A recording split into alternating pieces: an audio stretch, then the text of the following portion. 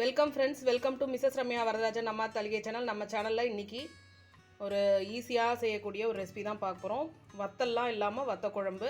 இதுக்கு நம்ம வந்து பொடியெலாம் வறுக்க வேண்டாம், அரைக்க வேண்டாம், வீட்டில் இருக்கிற பொருட்களை வச்சு ஈஸியாக செய்ய போகிறோம். வாங்க இது எப்படி செய்யலான்னு பார்க்கலாம். நம்ம சேனலை சப்ஸ்கிரைப் பண்ணாதவங்க நம்ம சேனலை சப்ஸ்கிரைப் பண்ணுங்கள். தேங்க்யூ ஃபார் வாட்சிங். நம்ம வத்த குழம்பு செய்ய போகிறோம் இல்லையா, அதுக்கு தேவையான பொருட்கள் என்னென்னு பார்த்துக்கலாம். ஒரு சின்ன வெங்காயம் ஒரு 10லேருந்து 20 இந்த மாதிரி இப்போ உரிச்சிட்டு சின்ன சின்னதாக கட் பண்ணி வச்சுக்கோங்க. அப்புறம் வெண்டைக்காய் வந்து ஒரு 4, புளி வந்து ஒரு நெல்லிக்காய் சைஸ் அளவு புளியை நல்லா அது கரைச்சி வடிகட்டி வச்சுருக்கேன். தாளிக்கிறதுக்கு தேவையான பொருட்கள்: ஒரு டீஸ்பூன் கடுகு, வெந்தயம் வந்து ஒரு அரை டீஸ்பூனுக்கு மேலே, துவரம்பருப்பு கடலைப்பருப்பு ஒரு டீஸ்பூன், 3 காஞ்ச மிளகாய், ஒரு கருவேப்பிலை கொஞ்சம், இதான் தாளிக்க. அப்புறம் பெருங்காயம் வந்து நான் வறுக்கும்போது சேர்த்துக்கலாம், இங்கே வச்சுருக்கேன். அடுத்து சாம்பார் தூள் வந்து ஒரு 2 டீஸ்பூன், அப்புறம் காரத்தூள் இருக்கும் இல்லையா, தனி மிளகா பொடி, அது ஒரு டீஸ்பூன் எடுத்திருக்கேன். இதில் மஞ்சள் பொடி ஏற்கனவே நம்ம அரைக்கும் போது இருக்கிறதுனால நான் சேர்க்கலை. அப்புறம் உப்பு தேவையான அளவு, வெல்லம் கடைசியாக போடுறதுக்கு. எண்ணெய் வந்து நல்லெண்ணெய் தான் யூஸ் பண்ண போகிறோம். அது கடாயில் விடும்போது உங்களுக்கு காமிக்கிறேன். கடாயில் ஒரு 1/4 டம்ளர் கிட்ட வந்து நல்லெண்ணெய் சேர்த்துருக்கேன். இப்போ நம்ம தாளிக்க வேண்டிய பொருட்கள்லாம் சேர்த்துக்கலாம். எண்ணெய் காஞ்சிடுச்சு. ஸோ 1 by 1 ஃபஸ்ட்டு காஞ்ச மிளகா இது பொரியட்டும். அடுத்து வெந்தயம் தான் ஃபஸ்ட்டு சேர்க்க போகிறோம். அதுக்கப்புறம் ஒவ்வொரு பருப்பாக சேர்த்துக்கலாம்.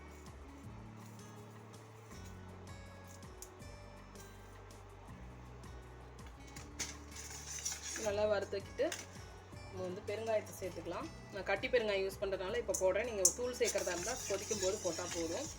இது நல்லா வறுபடட்டும், பார்க்கலாம்.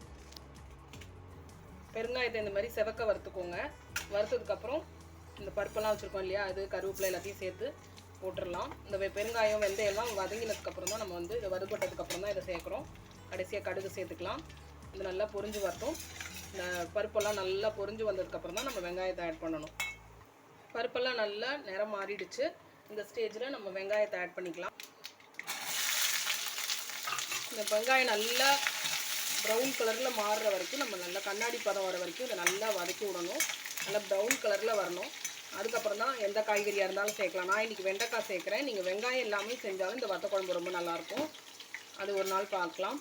அப்புறம் சிகப்பு பூசணிக்காய் இருக்குது இல்லையா, அதாவது மஞ்சள் பூசணின்னு சொல்லுவாங்க, பரங்கிக்காய், அதில் பண்ணாலும் ரொம்பவே டேஸ்ட்டாக இருக்கும். ஸோ கத்திரிக்காய், வெண்டைக்காய் எதில் பண்ணாலுமே இந்த வத்த குழம்பு சூப்பராக இருக்கும். அடுத்து இது நல்லா வதங்கி வரட்டும். நம்ம அதுக்கடுத்து வெண்டைக்காயை சேர்க்கலாம். பொடிகளை எல்லாம் சேர்க்க போகிறோம். இது நல்லா வதங்கிடணும். இந்த எண்ணெய் வந்து பிரிஞ்சு வர அளவுக்கு வரணும்.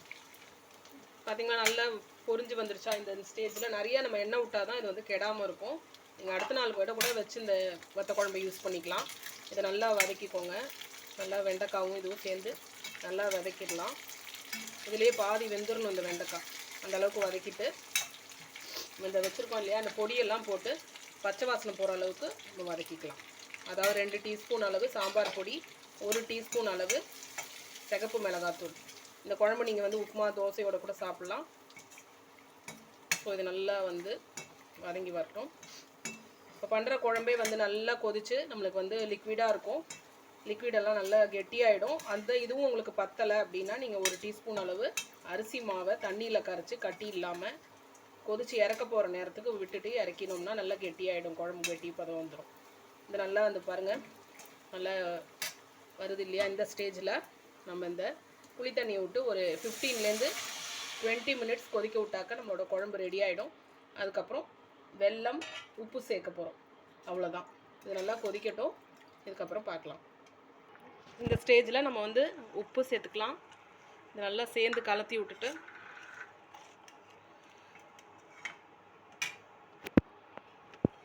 நம்ம இந்த வெல்லத்தை சேர்க்கலாம். இந்த உப்பு வெல்லம் சேர்ந்து நல்லா கலந்து ஒரு 5 மினிட்ஸ் நல்லா கொதிச்சோன்னா நல்லா கெட்டியாகிடும்.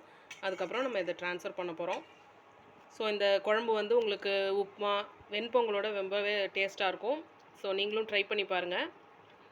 அவ்வளோதாங்க ஃப்ரெண்ட்ஸ், நம்மளோட வத்த குழம்பு ரெடி ஆகிடுச்சு. அதுக்கு வந்து தொட்டுக்க என்னென்னா உருளைக்கிழங்கு வந்து காரக்கறி, அப்புறம் வந்து இது பொன்னாங்கண்ணி கீரை கூட்டு. இது ஏற்கனவே நம்மளோட சேனலில் இருக்குது.